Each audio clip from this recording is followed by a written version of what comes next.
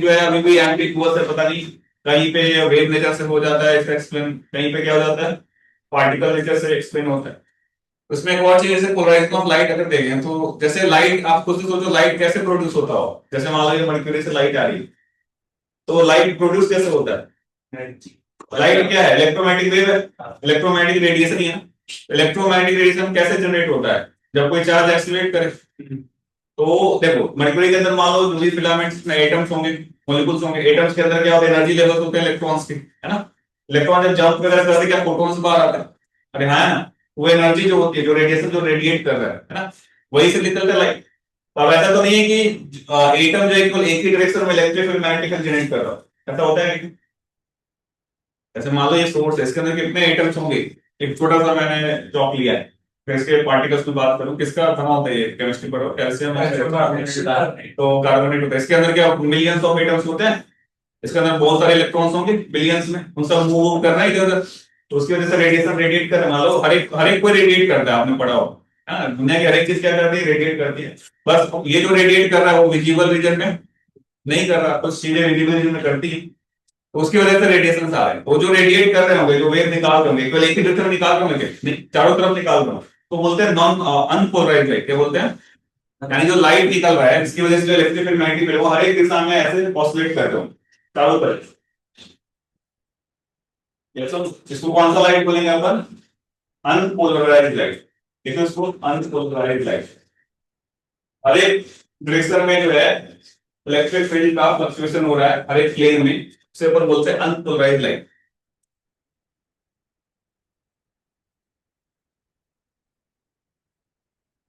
Unpolarised light, correct. अब हम इसको एक डिवाइस से पास करें जिसका नाम होता है पोलराइजेशन। तो ऐसे बना देता हूँ कि किसी बुक में अलग अलग तरीके से बना होता है। तो बोल रहे हैं अपन पोलराइजेशन पोलराइड।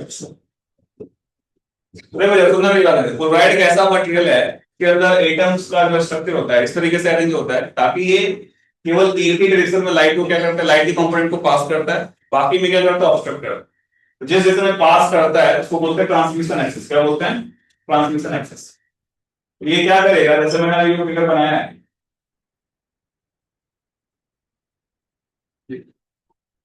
हेलो, हाँ।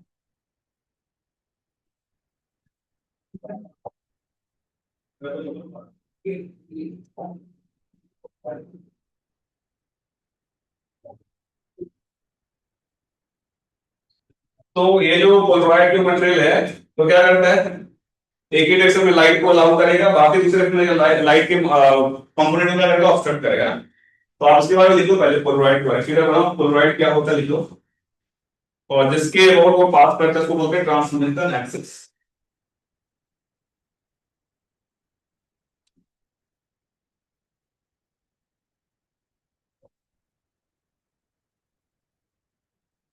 तो लिखो ट्रांसमिशन एक्सिस पोलराइड के बारे में। Polaroid is a material in which molecules are arranged in such a way, in such a fashion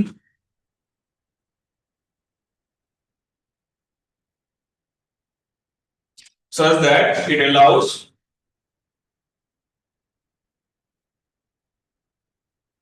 only that component of light to pass, only that component of light,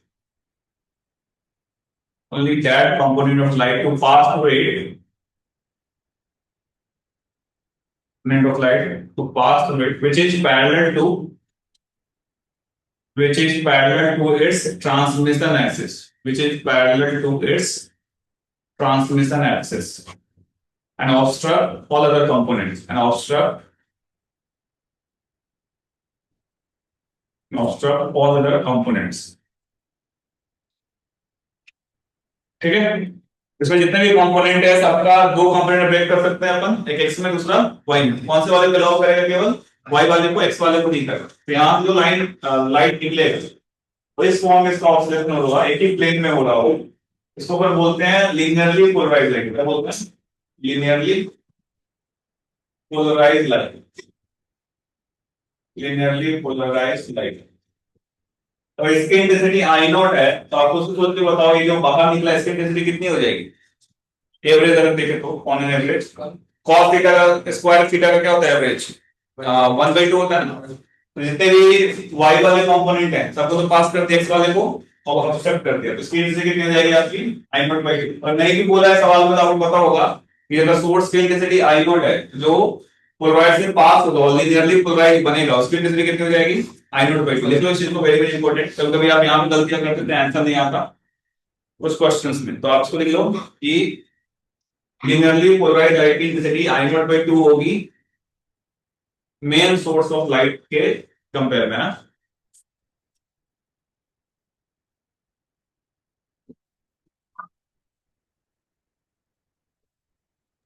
sir intensity half कैसे होगी? बेटा सबका component करो, जैसे भी angle पे theta 1 theta 2 theta 3 सबका cos theta 1 cos theta 2 cos theta 3 करते जाओ एम्पलीट्यूड का, यस और नो। तो जब करोगे तो क्या बनेगा cos square theta 1 plus cos square theta 2 plus cos square theta 3। cos theta का एवरेज मैंने अभी एसी में पढ़ाया था, sin square theta cos square theta सबका एवरेज क्या होता है 1/2। तो y में भी average I not by two होगी, x में भी आई नॉट बाई टू होगी। कौन सा वाला पास हो रहा है y वाला, इससे y नॉट बाई टू। ठीक है, ओके सर। तो ये बन गया। इसको हम पोलराइजर के बाद एक और हम यूज करते हैं एक्सपेरिमेंट के लिए, इसको बोलते हैं एनालाइजर। एनालाइजर का क्या होगा कि यहाँ पे मेन गेम शुरू होता है ध्यान रखिए। तो पहले हमने पोलराइड से पास किया तो हमें कौन सी लाइट मिल गई लीनियरली पोलराइड लाइट। उसके बाद हमने फिर से एक पोलराइड यूज किया, इसको एनालाइजर बोल रहा है। इसमें क्या होगा आपको देखने को मिलेगा, इसको घुमाओगे है ना, तो एक पर्टिकुलर एंगल के लिए पूरी ब्राइट ब्राइट लाइट दिखेगी, एक के लिए बिल्कुल भी लाइट नहीं दिखेगी, एक के लिए इंटेंसिटी क्या होगा कम होता जाए। यस और नो? क्योंकि जैसे मान लो आप इसको घुमा दो, उसको एनालाइजर को आप घुमाओ, यहाँ पर बना रहा हूँ, ये जो लीनियरली पोलराइड लाइट थी ये कहां से पास हुई है पोलराइड से ना। जब आप इसको एनालाइजर के थ्रू पास करोगे तो एनालाइजर कैसा था अपना इस तरीके से बन रहा था ना, इसको हमने घुमाया कुछ एंगल पे, इसका ये ट्रांसमिशन एक्सिस था ना, और ये इसके साथ इसका ट्रांसमिशन थीटा एंगल बना रहा है ना। तो कौन से वाले को लागू करेंगे ए cos थीटा वाले को, किसको ऑप्शन करो ए sin थीटा वाले का ना। तो यहाँ से जो लाइट निकल रहा होगा उसकी जो इंटेंसिटी होगी अगर मैं वो देखूं तो इंटेंसिटी किसके प्रोपोर्शनल होता है बताओ एम्पलीट्यूड के स्क्वायर की। तो यहाँ पे जो निकल रहा है उसकी वैल्यू क्या हो जाएगी ए अब कितना हो चुका है आपका ए नॉट cos थीटा, इसका पूरे का स्क्वायर है लिखा है मैंने, कैसा हो इसको सिंपलीफाई करोगे तो के ए नॉट स्क्वायर आई नॉट हो जाएगा, और ये क्या मिल रहा होगा आपको cos स्क्वायर। ये लॉ है, इसको लॉ बोलते हैं मैलोस लॉ। तो ये एम ने यूएस मैलोस लॉ बोलते हैं। ये आपको ये छोटा सा फॉर्मूला ये नाम बार बार पूछते हैं इसमें, तो इसको लिख लो। तो अगर आई नॉट पर इंटेंसिटी लीनियरली पोलराइज्ड लाइट की है तो जो एनालाइजर से जो लाइट निकलेगा जिसको जो आपने एंगल थीटा पे घुमाया है तो ये वैल्यू हो जाएगी आई not cos square theta.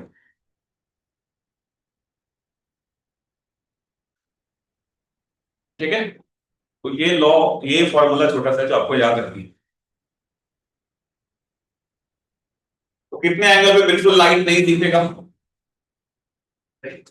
cos π/2, π/2 पे जीरो हो गया। तो अगर आपने एनालाइजर को 90 डिग्री घुमा दिया कोई लाइट ऑब्जर्व नहीं होगी। कितने पे मैक्सिमम हो रहा होगा बिल्कुल पैरेलल cos 0 1 पे, या सुनो 60 पे घुमाएंगे तो कितना निकलेगा सब बता सकते हैं। तो ये चीज है आपका एक्सपेरिमेंटली देखा है आई नॉट cos स्क्वायर थीटा। ये आज आसान है ना ये सब एक एक फॉर्मूले वाले सवाल। तो जैसे इस पे क्वेश्चन दिया है क्या मैं कराता हूँ,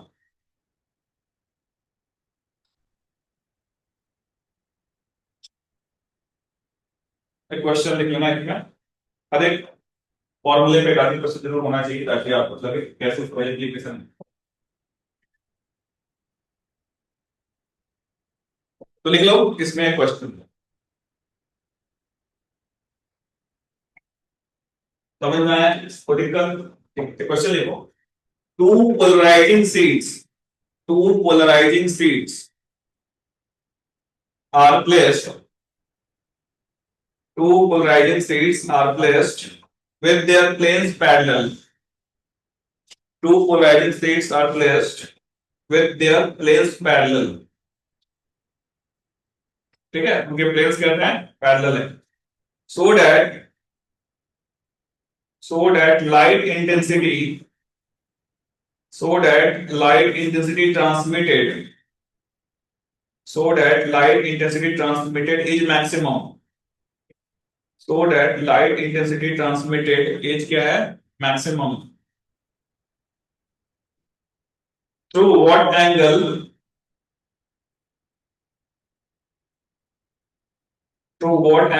must either seat be turned, to what angle must either seat be turned, so that light intensity drops to,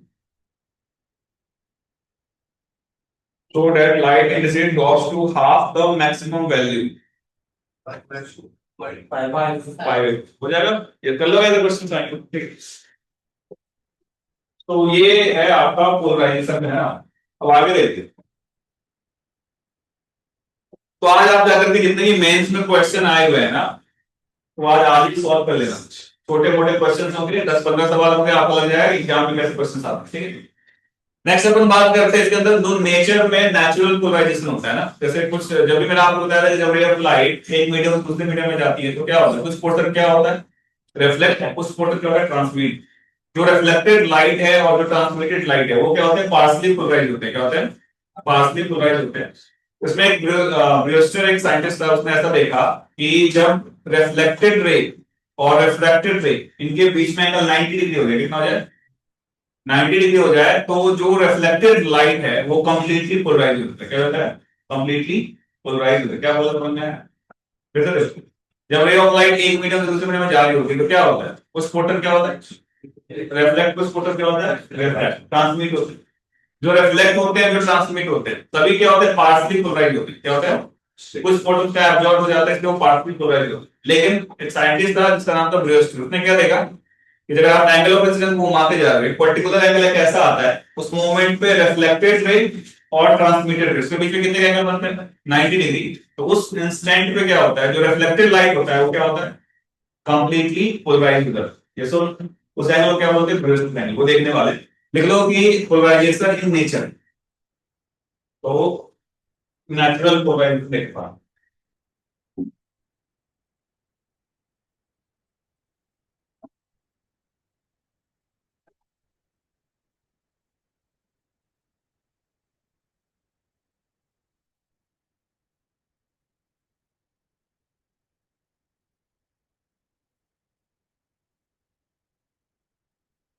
ठीक है। तो जैसे मान लो ये इंटरफेस है, यहाँ एक लाइट आ रही है, कुछ रिफ्लेक्ट हो रही है, ये एंगल ऑफ इंसिडेंस, ये एंगल ऑफ रिफ्लेक्शन, और यहां से कुछ ट्रांसमिट हो रही है, ठीक है बेटा, ये यार बोल सकते हैं। तो अब जैसे मैं यहाँ पे लाइट बनाऊं तो इस तरीके से ये पहले फ्लक्चुएटिंग लाइट है, मतलब अनपोलराइज लाइट है। कैसी लाइट है, अनपोलराइज। तो जब ये इंटरफेस पे टकराएगी कुछ पोटेंशियल ट्रांसमिट होगा इसका इस तरीके से, है ना, इसको बोलेंगे पार्शियली पोलराइज्ड।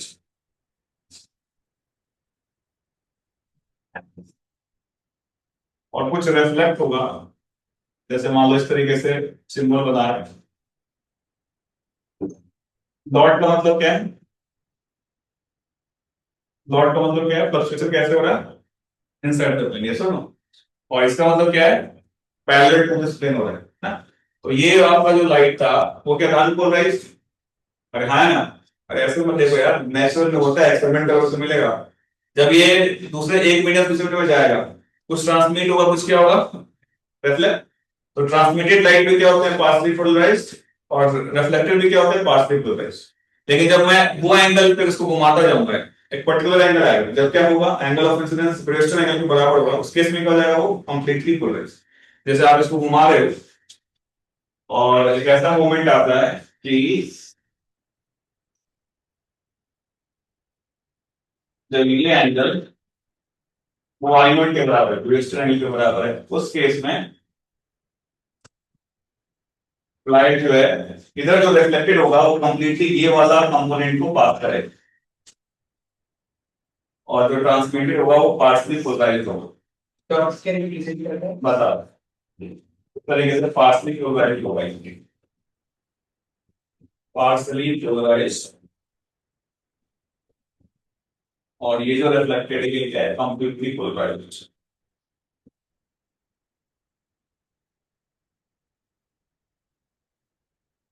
हाँ बता रहा हूं।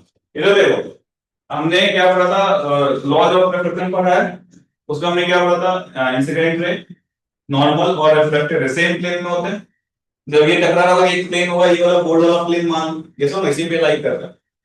तो ये जो फ्लक्चुएशन का हर एक में हो रहा था, perpendicular parallel to the surface, जब ये रिफ्लेक्शन के बाद जाए, है ना, तो डॉट का मतलब कौन से कंपोनेंट इसमें जा रहे होंगे, जो इनका oscillation perpendicular to the board, ऐसा ऑसिलेशन है ना, इस तरह से। तो वो कंपोनेंट पास होंगे जिनका ऑसिलेशन किसके है, परपेंडिकुलर टू द बोर्ड, बाकी सब एब्जॉर्ब हो रहे हैं उस पर्टिकुलर एंगल।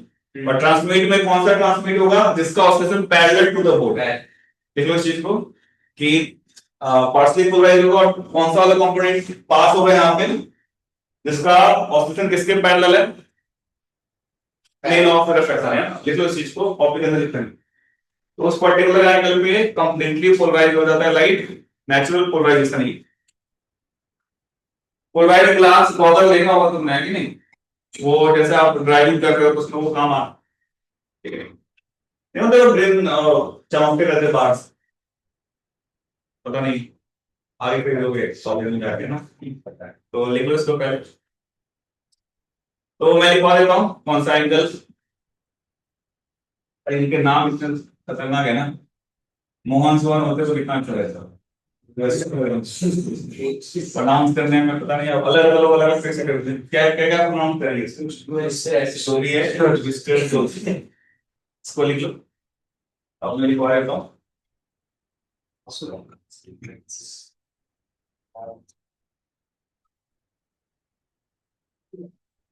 पूरी कहानी लिखवा देता हूँ पैराग्राफ में, उसके बाद आगे चर्चा करेंगे, ये एंगल निकालेंगे कितना होता है, ये एंगल डायरेक्ट पूछ लेते हैं। फिर से मैं बोल रहा हूँ, नाम पूछते हैं, नीट वाले एग्जाम में डायरेक्ट 4-5 पर आ चुके होंगे। अब पता नहीं मेंस अपना लेवल गिरा दे और एक आधी बार पूछ ले तो कोई दिक्कत है ना, तो इस पे बना लो फिर बता।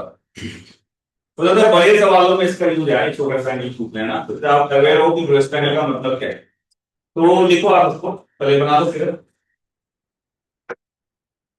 डॉट का मतलब समझ में आया, ऑसिलेशन कौन सा, perpendicular to the plane of reflection में है।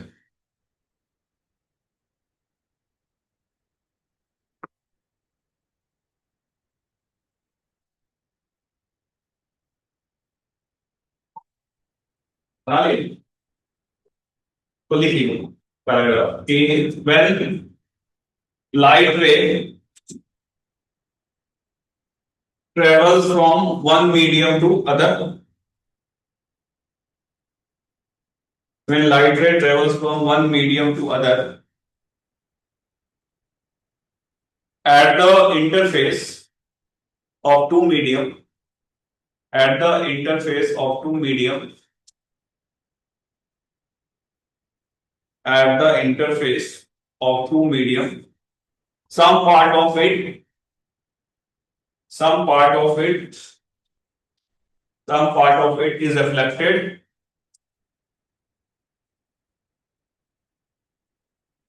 and some part of it is transmitted.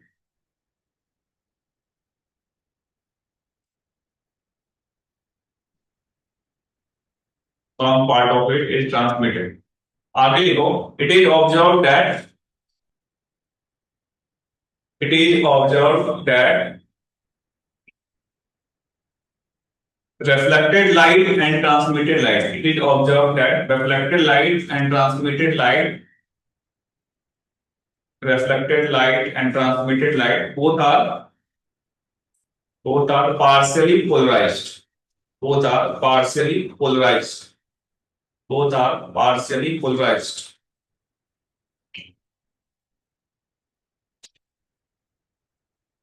ठीक है, at certain angle of incidence, at certain angle of incidence, at certain angle of incidence, the reflected light, the reflected light is 100% polarized.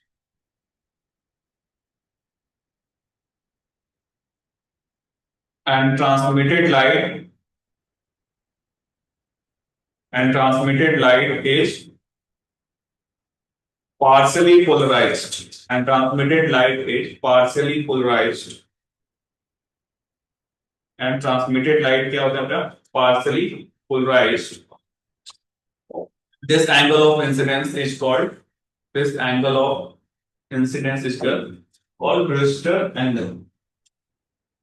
This angle of incidence is called Brewster angle. ठीक है, अब ये angle होता क्या है, कैसे निकालेंगे अभी देखते हैं.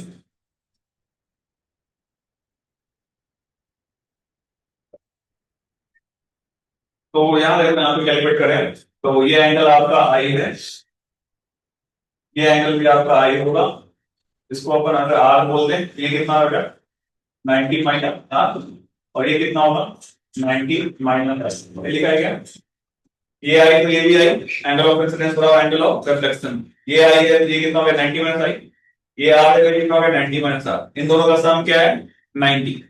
मैं आप लिखूंगा तो क्या लिखूंगा 90 minus R plus 90 minus I plus equal to 90, ये कैंसिल हो गया, तो आई प्लस आई किसके बराबर है 90 के बराबर, एक क्वेश्चन नंबर 1 हो गया.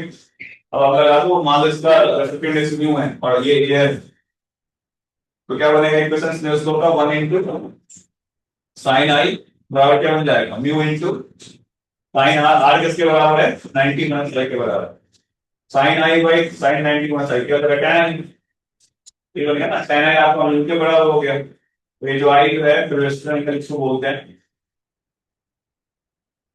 एंगल, ये किसके बराबर हो जाएगा tan इनवर्स ऑफ म्यू, ये याद रखो. यहाँ पे म्यू क्या है रिफ्रैक्टिव इंडेक्स, म्यू क्या है रिफ्रैक्टिव इंडेक्स, तो tan इनवर्स ऑफ म्यू अगर एंगल ऑफ इंसिडेंस है तो उस केस में जो लाइट रे होगा रिफ्लेक्टेड वो कंप्लीटली पोलराइज्ड होगा.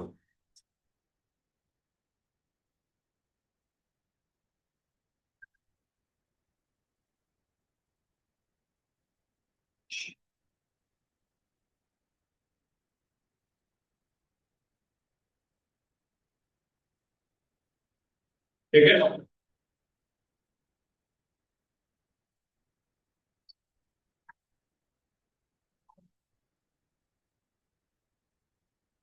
हाँ ठीक है, याद रख, तो वो देता है वेक्टर एलिमेंट करके tan inverse of mu.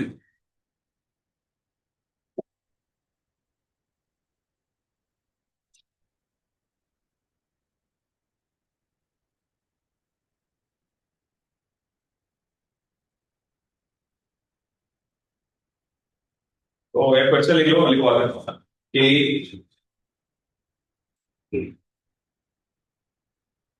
array of light is traveling, array of light को लिखो, light rays are traveling from air to water, light rays are traveling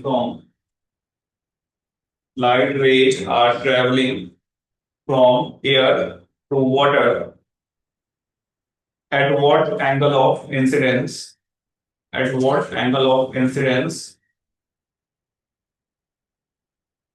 reflected ray will be completely polarized, at what angle of incidence reflected ray will be completely polarized. क्या हो जाएगा answer tan inverse of 45 मतलब यार पहले question simple था.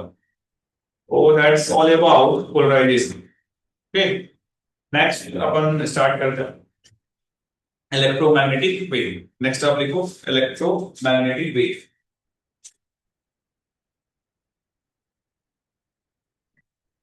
तो इसमें भी 4-5 फॉर्मूले जो ध्यान रखने हैं. टाइम कितना है अपने पास हाफ एन आवर, तो यहाँ पे आप लिखो इलेक्ट्रोमैग्नेटिक वेव.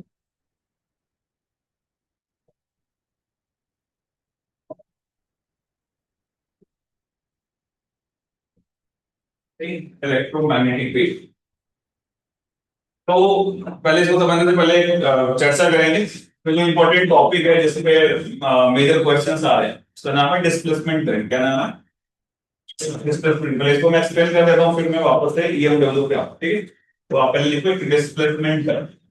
कॉपी लिखो तो रिप्लेसमेंट्स करें, ये मेन चीज है इस चैप्टर का।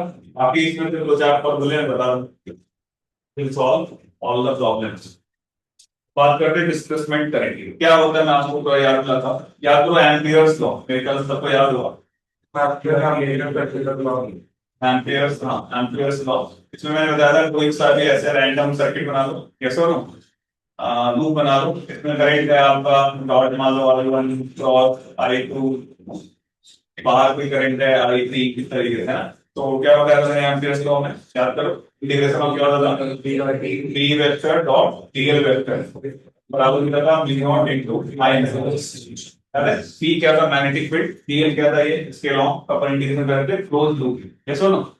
लूप का सरफेस नहीं था, वॉक लॉ में क्या था सरफेस, वॉक लॉ में सेम सिंबल बनता है लेकिन वो साइक्लिक इंटीग्रल और थ्रू द सरफेस होगा। यहाँ पे किसके लॉ हो रहा था, लेंथ के लॉ। तो उसमें एक खास बात बताई थी कि ये लॉ कब तक वैलिड है, जब तक आई क्या हो, स्टेडी हो। मतलब अगर मान लो ये जो करंट करीब आ रहा है I1, इसकी वैल्यू 2 एम्पीयर हो, समय के साथ 2 एम्पीयर है चेंज ना हो। I2 वैल्यू 6 एम्पीयर है मान लो, तो समय के साथ क्या हो, 6 एम्पीयर हो। अब मान लो 2 एम्पीयर चेंज हो रहा हो, 2 एम्पीयर 1 एम्पीयर 0.5 एम्पीयर से चेंज हो रहा हो, फ्लक्चुएटिंग हो, तो ये लॉ वैलिड। वहां पे भी क्या लगाना पड़ेगा, मॉडिफाइड एम्पीयर को क्या लगाना पड़ेगा, मॉडिफाइड। तो अभी हम पढ़ने वाले हैं जो रियल लॉ होता है, जो एम्पीयर ने मैक्सवेल ने करेक्शन किया था, देखो चाहता वो मैक्सवेल खुद का लॉ बना सकता था, लेकिन मैक्सवेल ने एम्पियर के सम्मान करा था ना कि चलो इसके ही बोल देते हैं मॉडिफाइड, मैंने बस मॉडिफिकेशन किया। उसने क्या बोला, मॉडिफाइड एम्पियर्स लॉ क्या होता है, मॉडिफाइड एम्पियर्स लॉ। और मान लो ये करंट फ्लक्चुएट कर रहा होता, क्या कर रहा होता, चेंज हो रहा होता, फ्लक्चुएट कर रहा होता, इस केस में क्या होगा, एम्पियर्स लॉ कैसे मॉडिफाई हो जाएगा, integration of B vector dot DL vector बराबर हो जाएगा म्यू नॉट। ये जो करंट में जो जो वायर में जो करंट फ्लो करता है उसको बोलते हैं कंडक्शन करंट, क्या बोलते हैं, जो चार्ज की फ्लो की वजह से होता है।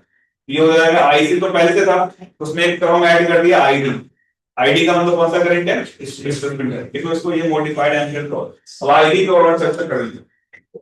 तो देखो अगर करंट अनस्टेडी हो तो उस केस में एम्पियर्स लॉ फेल हो जाता है, वहां पे हमें मैक्सवेल का दिया हुआ मॉडिफाइड एम्पियर्स लॉ यूज करना पड़ता है, और वो क्या होता है, mu naught into IC into ID. IC क्या था, current due to the charge particle जो मूव करते हैं, कंडक्शन करंट बोलते हैं।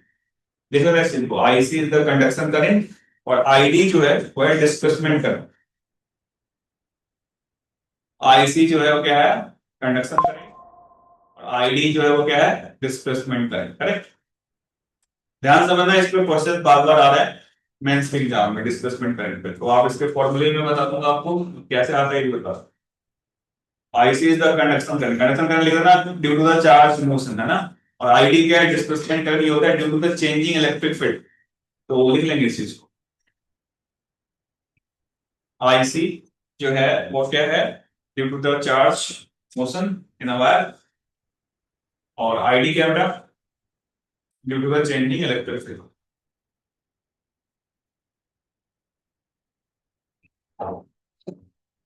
क्या है कोई दिक्कत। अब यहाँ पे देखते हैं आईडी पे चर्चा कर रहा है, मैंने आईसी तो हम पढ़ चुके हैं, पूरा एक चैप्टर पढ़ा था करंट इलेक्ट्रिसिटी, है ना, उसमें आईसी था जो चार्ज की वजह से अपने करंट पड़ा। तो आईडी में क्या होता है, मैं आपको ऐसे बताऊं, जैसे मान लो एक इलेक्ट्रिक सर्किट मैंने यहां से ले लिया ऐसे, इसमें कुछ रेजिस्टेंस है, सामने एक बैटरी है, और इस तरीके का एक सिस्टम, और यहाँ पे मान लो कट लगा हुआ है।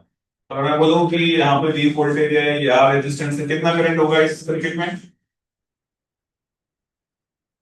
इस सर्किट में कितना करंट होगा, हाँ जीरो होगा, तो बोलने में करंट तो लगेगा। यहाँ पे बीच में ये रास्ता खत्म, कोई चार्ज यहाँ से कूद के से आप जाएंगे नहीं, तो चार्ज का कंप्लीट फ्लो नहीं हो रहा, तो हमें करंट का चाहिए, पढ़ा है नहीं चीज। सर्किट को कट कर दिया, ओपन सर्किट हो गया, ओपन सर्किट में कितना करंट, स्विच का काम क्या होता था, switch on switch off, switch क्या करता है, यही ओपन क्लोज, यस और नो। क्लोज में करंट फ्लो करता है, ओपन में करंट फ्लो नहीं करता। तो यहाँ पे स्विच को आप ऑन कर दोगे तो ये दोनों कनेक्ट हो जाएंगे, कनेक्ट हो जाएंगे तो करंट फ्लो करेगा, यही काम होता है स्विच ऑन ऑफ, यस और नो। लेकिन आप इसी चीज को अगर आप मैं यहाँ पे बोलूं, तो अगर मैं इनके बीच में एक कैपेसिटर प्लेट ऐसे लगा दूं, है ना, अब मैं बोलूं कि इसमें करंट कितना होता है, करंट कितना होता है, करंट आई बराबर आपको पता भी है, वी बाय आर इनटू क्या होता था, आई नॉट पता था ना, ये आई नॉट हो गया ई की power minus T by test, और चार्ज कैसे होता था याद करो, क्यू बराबर क्यू मैक्स इनटू क्या था 1 माइनस जी की पावर माइनस 3 है टाउ की वैल्यू के आर इनटू सी होते हैं। पढ़ा हुआ ये चीज, इसको डिफरेंशिएट करेंगे तो करंट आ जाएगा। आया ना? देखो कैपेसिटर में भी तो यहाँ पे ओपन है, यहाँ पे भी तो कंप्लीट चार्ज तो नहीं कर रहा, कर रहा है ये। यहाँ पे क्या होता है ना? तो फिर भी हम इसमें करंट मानते थे, ये कहाँ से आता था? कभी सोचा? सोचा क्या? मैंने बताया नहीं तो सोचा नहीं होगा ना। तो आई बराबर कितना वी बाई, ये तो जनरल टाइम डिपेंडेंट है, तो यहाँ पे भी तो ये ओपन ही है ना यार, है ना? फिर भी हम करंट मानते हैं। तो यहाँ पे जो करंट फ्लो कर रहा होता है ये होता है डिस्प्लेसमेंट करंट। क्या होता है? आगे मैं प्रूव भी करूंगा कि जो डिस्प्लेसमेंट करंट है और ये जो कंडक्शन करंट दोनों आपस में इस केस में इक्वल होंगे, इसी वजह से हम दोनों को ये वैल्यू देते हैं, है ना? अब ये कैसे हुआ? मैक्सवेल ने क्या देखा मैं बताता हूँ। मैक्सवेल ने क्या करा कि अगर आप यहाँ पे होता है ना नीडल, जैसे अपन मैग्नेटिक फील्ड डिटेक्ट करते थे, तो यहाँ पे करंट टाइम के साथ चेंजिंग है। अगर मैं जनरल जैसे स्विच ऑन करूंगा तो करंट टाइम के साथ क्या चेंजिंग है ना, एक्सपोनेंशियली घट रहा है, हाँ है ना?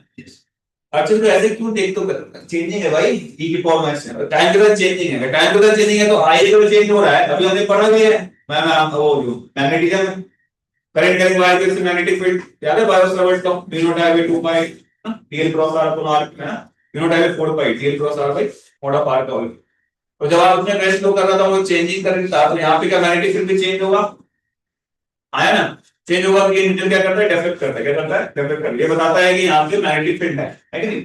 इसकी में कोई करंट, इसमें कोई तो हमें दिख नहीं रहा कंडक्शन करंट, यहाँ पे वो करंट फ्लो कर रहा था चार्ज की वजह से, यहाँ पे कोई चार्ज फ्लो कर रहा था क्या? नहीं। तो मैक्सवेल ने जब यहाँ पे भी आपको नीडल रखा, उसने क्या ऑब्जर्व करा? यहाँ पे भी क्या डिफ्लेक्शन हो रहा है, यहाँ पे तो नेचुरली हो रहा था, तो हमने पूरी थ्योरी पढ़ी थी। यहाँ पे तो कोई चार्ज का मोशन, लेकिन डिफ्लेक्शन हो रहा था, यानी यहाँ पे मैग्नेटिक फील्ड है। उसने क्या बोला कि देखो पहले इलेक्ट्रोस्टैटिक्स को बिल्कुल अलग पढ़ते थे मैग्नेटिज्म से, दोनों अलग अलग चैप्टर्स होते थे, दो सेपरेट ब्रांच होते थे। मैक्सवेल ने क्या करा, उन्होंने क्या देखा कि यहाँ पे मैग्नेटिक फील्ड है, यानी यहाँ पे अगर क्यू चार्ज है या माइनस क्यू चार्ज है, इनके बीच में कौन सा फील्ड होता है? Electric field. और ये इलेक्ट्रिक फील्ड कांस्टेंट है या वेरिएबल था? वेरिएबल, क्योंकि चार्ज क्या है, क्यू टाइम पे डिपेंडेंट है, यहाँ पे इलेक्ट्रिक फील्ड होगा सिग्मा बाय एप्सिलॉन होगा, Q by A equal epsilon, Q के टाइम के साथ चेंज हो रहा है, एंड इसके बीच में जो इलेक्ट्रिक फील्ड समय के साथ चेंज हो रहा है, तो ये समय के साथ चेंज, स्टेडी स्टेट में कोई डिफरेंस नहीं होता क्योंकि चार्ज फिक्स हो गया। लेकिन जैसे आपने टाइम इसको स्विच को ऑन किया तो चार्ज वेरिएबल है, तो फील्ड वेरिएबल है, फील्ड वेरिएबल तो ये डेफिनेट कर रहा था। उसने क्या बोला मैक्सवेल ने कि चेंजिंग इलेक्ट्रिक फील्ड क्या बनाता है? Magnetic field. और चेंजिंग मैग्नेटिक फील्ड क्या बनाता है? इलेक्ट्रिक फील्ड, जो हमने इंड्यूस इलेक्ट्रिक फील्ड पढ़ा था। फिर उसने क्या बोला कि इलेक्ट्रिक फील्ड और मैग्नेटिक फील्ड दोनों आपस में क्या है? रिलेटेड। दोनों आपस में, दोनों सेपरेट चीज नहीं, दोनों क्या है? इसलिए सबको क्या बोलते हैं? इलेक्ट्रोमैग्नेटिज्म। क्या बोलते हैं? समझा? उसने क्या ऑब्जर्व करा एक्सपेरिमेंटली कि इलेक्ट्रिक फील्ड के चेंज होने से क्या जनरेट हो रहा है? Magnetic field. और मैग्नेटिक फील्ड के चेंज होने से क्या जनरेट होता है? हमने पढ़ा है पहले, मैग्नेटिक फील्ड के चेंज होने से क्या जनरेट होता था? Electric field. तो दोनों आपस में क्या है? रिलेटेड है। तो इसमें जो करंट फ्लो हो रहा है due to the changing electric field को क्या बोलते हैं? Displacement current. प्रूव करेंगे इसकी वैल्यू उसके बराबर होगी, अभी प्रूव करेंगे। देखो इस चीज को बना लो फिगर, फिर लिखना कि ये बना लो, दो चार जगह अपनी लैंग्वेज में लिख लो कि यहाँ पे नीचे डिफ्लेक्ट कर रहा था, यहाँ पे भी कर रहा था, तो यहाँ पे कर रहा था due to the changing electric field. लिख लो अपने लैंग्वेज में ताकि जब रिवीजन करो तो समझ में आए। Note it down in your language. Changing electric field magnetic field produce करती है और changing magnetic field electric field बनाती है, दोनों आपस में क्या है? इंटर रिलेटेड है।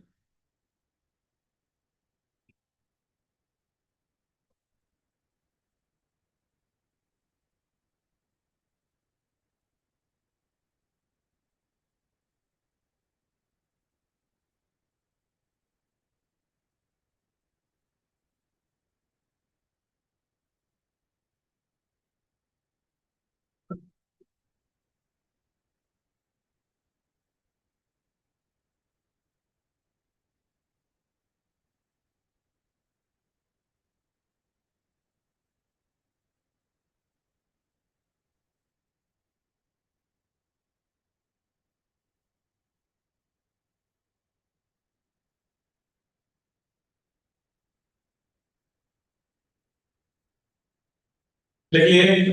ठीक है, लिख लिया। Changing electric field produces magnetic field, and changing magnetic field क्या प्रोड्यूस करता है? Electric field. तो बोथ आर इंटर रिलेटेड। तो हम पूरा जो भी आपने पढ़ा सबको क्या बोलते हैं, इलेक्ट्रोमैग्नेटिज्म, है ना। पूरा एक चैप्टर बन गया, इसका नाम क्या है, इलेक्ट्रोमैग्नेटिज्म, है ना। उसके अंदर सब कुछ आता है। अब देखते हैं डिस्प्लेसमेंट करंट को कैसे बताया। मैक्सवेल ने जो एक्सप्रेशन दिया, जो डिस्प्लेसमेंट करंट होता है ये कंडक्शन करंट से अलग होता है, क्योंकि ये किसकी वजह से प्रोड्यूस हो रहा है, चेंजिंग इलेक्ट्रिक फील्ड की वजह से। तो इसको इसने बोला कि इसका एक्सप्रेशन होता है epsilon into D phi E by D.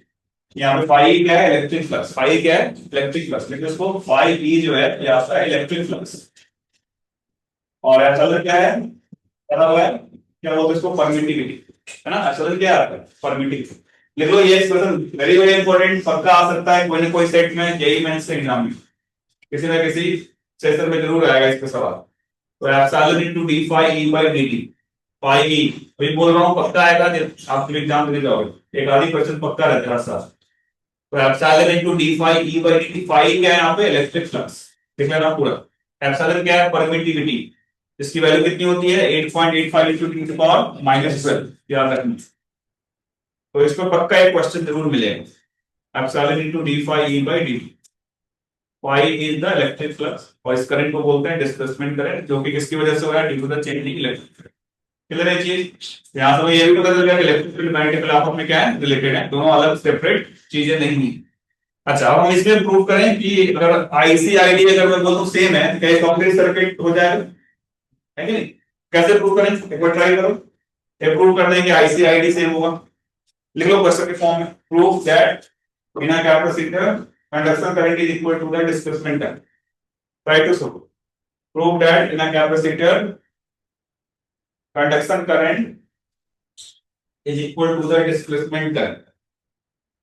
Prove that in a capacitor conduction current is equal to displacement current. देखते हैं लोग बता पाते हैं जल्दी से। Conduction current is equal to the displacement current, ये प्रूव कर रहे हैं।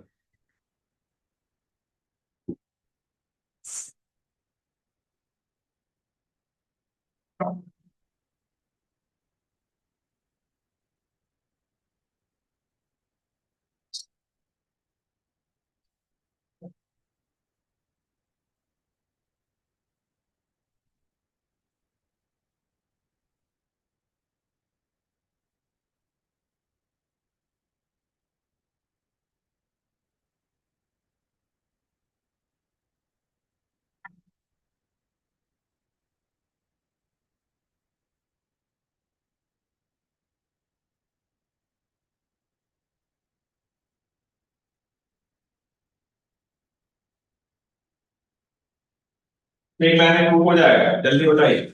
हो गया, तुम्हारा क्या नाम है, हाँ प्रीति, आया आंसर। हमारा हर चीज में नो बोलता है, अभी तो हाँ बोल रहे हैं। Yes, हाँ अभी तक सीधे फॉर्मूले रहती है बेटा। इलेक्ट्रिक फ्लक्स क्या होगा, ई इनटू एरिया, और इलेक्ट्रिक फील्ड अभी बताया सिग्मा बाई और एप्सिलॉन, पहले वाला कोई मिल गया टेंशन। याद नहीं आप, अगर मैं डिस्प्लेसमेंट करंट की बात करूं, इसमें कौन सी पूरी बात है, एप्सिलॉन डी। इलेक्ट्रिक फ्लक्स क्या होगा, ई इनटू एरिया होगा ना बेटा। इलेक्ट्रिक फील्ड और एरिया में कितने एंगल बना, 0 डिग्री, सीधे ई इनटू एरिया होगा। ई की वैल्यू क्या होगी, sigma by epsilon, sigma by epsilon. Electric field होगा इनटू एरिया बाई क्या डिग्री, ये होगा तुम्हारा आईडी, है कि नहीं। एप्सिलॉन बाहर हो जाएगा, कांस्टेंट हो जाएगा, क्या सिग्मा को क्या लिखोगे, Q by A, Q by A लिखोगे, ए से ए कैंसिल हो गया, क्या बचा क्यू बचा, क्यू, तो ये क्या बन गया आपका D Q by D T. D Q by D T कौन सा करंट होता है, कंडक्शन करंट। क्या डिस्प्लेसमेंट करंट किसके बराबर आ रहा है, कंडक्शन करंट के बराबर आ रहा है, इसी वजह से हम बोलते सर्किट कंप्लीट। यस और नो। तो इस तरीके से हो जाता है। तो ये था मैक्सवेल का कंट्रीब्यूशन इलेक्ट्रिसिटी मैग्नेटिज्म को कंबाइन करने। तो आपने सुना होगा इलेक्ट्रोमैग्नेटिक वेव, इसमें इसके नाम पे वो मैक्सवेल का है ना। तो ये हमने देख, तो D Q by D T I C के बराबर होता है। अब आते हैं वापस से इलेक्ट्रोमैग्नेटिक वेव। तो सबसे पहली क्लास जो मैंने स्टार्ट करी थी उसमें मैंने आपको बताया था कि जो इलेक्ट्रोस्टैटिक्स का गेम ऑफ चार्ज याद है। सबसे पहली क्लास बताया था कि चार्ज के स्टेट पे चैप्टर्स हैं। चार्ज अगर रेस्ट पे हो, है ना, चार्ज अगर रेस्ट पे हो तो कौन सी फील्ड प्रोड्यूस करेगा, तो इलेक्ट्रिक फील्ड। चार्ज अगर मोशन में हो तो इलेक्ट्रिक फील्ड भी बनाता है, मैग्नेटिक फील्ड भी बनाता है कि नहीं। और चार्ज अगर एक्सेलरेट कर रहा है और डी एक्सेलरेट कर रहा है तो क्या बनाता है, इलेक्ट्रोमैग्नेटिक वेव्स। देखते हैं जनरेशन ऑफ इलेक्ट्रोमैग्नेटिक वेव, फिर प्रॉपर्टी बता दूंगा, फिर चैप्टर में कुछ है नहीं। तो देखते हैं जनरेशन ऑफ इलेक्ट्रोमैग्नेटिक वेव।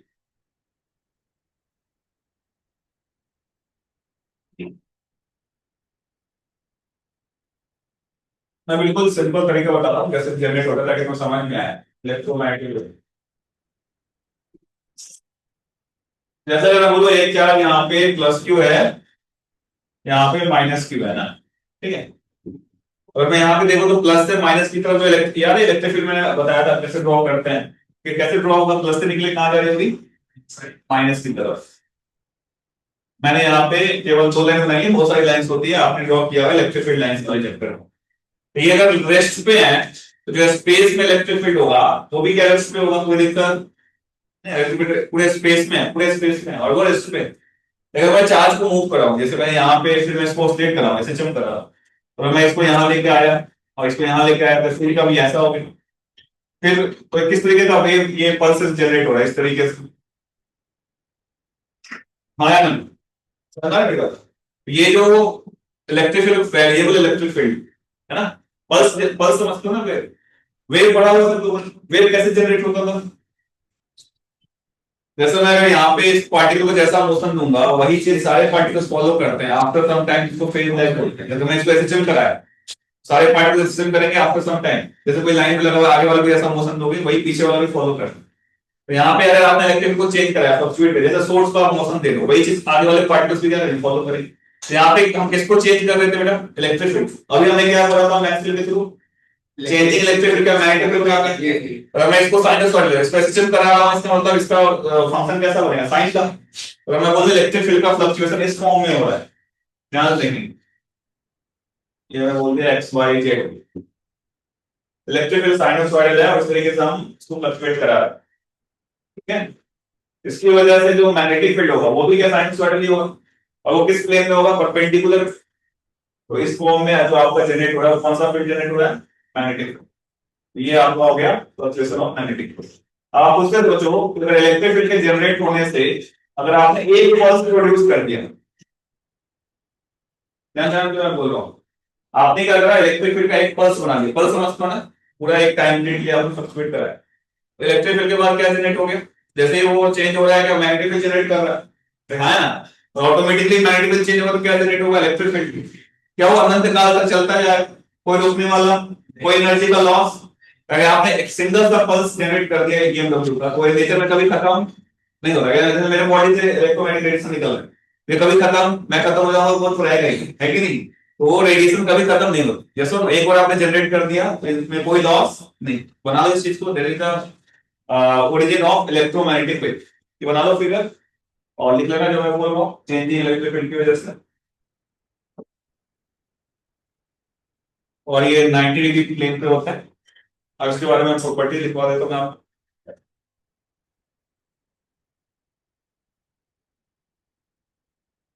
तो ये कभी लॉस नहीं होते, एक बार जनरेट हो गए पूरे स्पेस में रहेंगे हमेशा, क्योंकि ये कंटिन्यूअस प्रोसेस होता रहेगा, वो चेंज होगा फिर दूसरा चेंज होगा और प्रोड्यूस होते रहेंगे इलेक्ट्रिकल मैग्नेटिक। देखो तो सही से बनाना, सेम शेप में बनाना, मैंने ऐसे ही रैंडम बना दिया।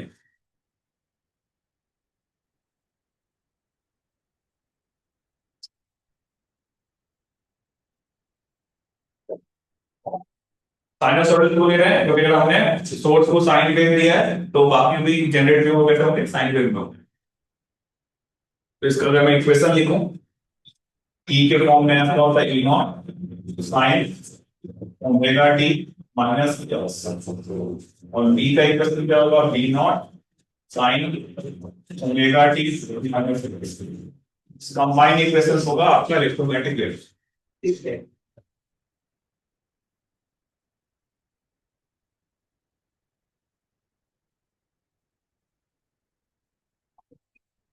अभी जो प्रॉपर्टी बताऊंगा उसमें तीन चार फॉर्मूले लिखवाऊंगा, वो आपको बिल्कुल याद रखना है, उसी पे क्वेश्चन आएंगे घुमा फिरा के, उससे बाहर नहीं आए, ठीक है।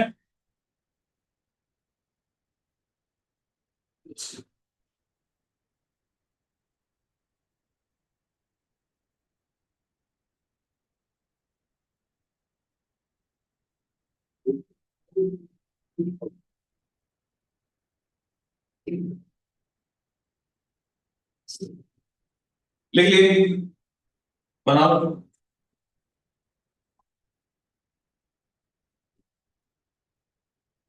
तो अब आप पूरा मॉडल सॉल्व कर सकते हो वेव ऑप्टिक्स है ना, नेक्स्ट क्लास में अपन डिस्कस करेंगे, ठीक है।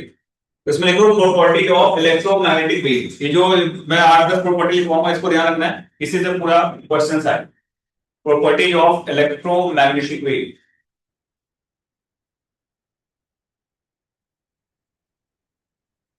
तो पहला लिख लिया था जनरेटेड बाय ऑसिलेटिंग चार्ज, लिख लिया था पहले। तो दूसरा आप लिखो, पहला से स्टार्ट करो, तो आप लिखिए इंट्रोडक्शन में, तो लिखो electromagnetic wave, electromagnetic wave does not require material medium to travel in space, does not require material medium to travel. Electromagnetic wave does not require a material medium to travel. जैसे आपका जितने भी wave होते हैं mechanical wave, उसको material medium चाहिए। Sound wave, जैसे मैं यहाँ बोल रहा हूँ, रूम को वैक्यूम करूँ तो कोई आवाज नहीं जाएगी, साउंड वेव के लिए क्या चाहिए, वैसा मटेरियल मीडियम। ईएमडब्ल्यू के लिए कोई मटेरियल मीडियम नहीं चाहिए, वो स्पेस में भी ट्रेवल करती है। जैसे लाइट आ रहा होता है, लाइट कौन सा वेव मानते हैं, इलेक्ट्रोमैग्नेटिक वेव। तो पहला लिख लिया आपने। दूसरा देखो कि all electromagnetic wave travel with speed of light. कितना होता है स्पीड ऑफ लाइट बताओ, 3 into 10⁸ मीटर पर second. All electromagnetic wave travels with speed of light, speed of light कितना हो गया, 3 into 10⁸ मीटर पर सेकेंड, कितने स्पीड से चल रहा होता है, ठीक है। दूसरा पॉइंट, तीसरा पॉइंट लिखो, हम ये पढ़ चुके हैं ऑप्टिक्स में, मैंने आपको बताया था सी बराबर क्या होता था, 1/(under)root mu naught into epsilon. ये भी याद रखना है, हो सकता है इसको क्वेश्चन आए। सी बराबर क्या होगा, स्पीड ऑफ लाइट, ये किसके बराबर होगा, 3 into 10⁸ तो म्यू नॉट क्या था, परमिटिविटी, एप्सिलॉन क्या था, परमिटिविटी। सी बराबर क्या होता है, 1/(under) म्यू नॉट इनटू एप्सिलॉन, और इसकी वैल्यू होती है 3 into 10⁸ मीटर पर second. That is the property 3। Fourth में लिखते हैं, फोर्थ में लिखो पॉइंटिंग वेक्टर के बारे में। देखो जैसे इलेक्ट्रिक फील्ड इस प्लेन में जा रहा है ना, है ना, और मैग्नेटिक फील्ड इस वाले प्लेन में है। जैसे अगर मैं बोलूं इसको ऐसा बना समझने के लिए, प्लेन समझना है तो क्यूब बना लो, सबसे बेस्ट है। ये मान लो एक्स है, ये मान लो वाई है, और ये मान लो जेड। इलेक्ट्रिक फील्ड आपका अगर इस वाले प्लेन में है, कौन सा प्लेन मैंने बताया अभी, एक्स वाई प्लेन। तो मैग्नेटिक फील्ड आपका इस वाले प्लेन में, वाई जेड प्लेन, इस तरीके से, ठीक है, वाई जेड प्लेन में है। तो जो इलेक्ट्रोमैग्नेटिक वेव ट्रेवल कर रहा होगा वो ई क्रॉस बी में कर रहा होगा, किधर कर रहा होगा, ई क्रॉस बी। मतलब मान लो इस वाले बोर्ड वाले प्लेन में इलेक्ट्रिक फील्ड फ्लक्चुएट कर रहा है ना, और इस वाले प्लेन में मैग्नेटिक फील्ड, तो वेव कैसे प्रोवाइड करेगा, ई क्रॉस बी इस साइड, ठीक है। इसको पॉइंटिंग वेक्टर बोलते हैं। समझ आया क्या बोला, वापस देखिए, इसमें बोर्ड वाला प्लेन है, जैसे इस में देखो, रूम में देखो, ये जो बोर्ड का प्लेन है इसको एक्स वाई प्लेन बोल दिया, जिसमें मैं खड़ा हूं तो वो कौन सा प्लेन है, वाई जेड प्लेन। और इलेक्ट्रिक फील्ड इसमें ऐसे फ्लक्चुएट कर रहा है, मैग्नेटिक फील्ड इसमें कर रहा हो, तो वेव कैसे ट्रेवल कर रहा हो, ई पे हाथ रखा, बी की तरफ घुमाए, इस साइड कर रहा हो, एक्स एक्सिस में कर रहा हो। लिख लो इसको कि S is the pointing vector in which pointing S vector is a pointing vector in which electromagnetic wave travels